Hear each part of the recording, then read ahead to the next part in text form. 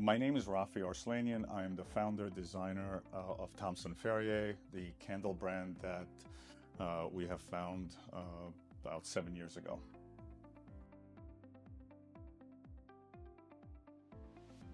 What was the beginning days of Thompson Ferrier? A lot of dreams, a lot of wishes of how this is going to play out, which none of it played out the way it did. But the big part of it was that we kept moving forward and exploring. A million failures later, by the week, by the month, roadblocks, challenges. The beginning was we had this grand idea, and I would say that the more we kept trying, the clearer we got in our journey.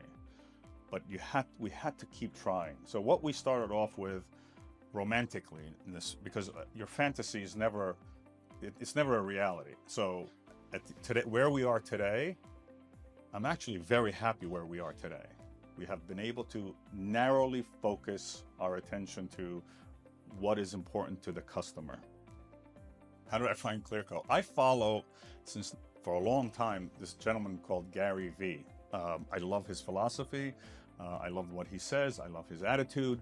I love positivity. Negativity has no room in my life, and I love the way he speaks. And he was a proponent, and he talked about Clearco. And then the minute I researched it, a lot of times when you look at a brand like Clearco and what they're doing, the obvious is obvious. So it was kind of obvious, hey, this was a good marriage. So I reached out and I started my relationship.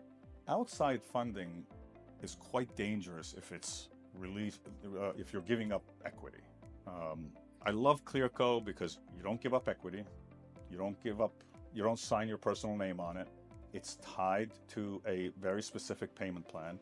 I don't understand the funding world when it comes to raising capital in exchange for equity. My personal feeling is I am not giving up equity.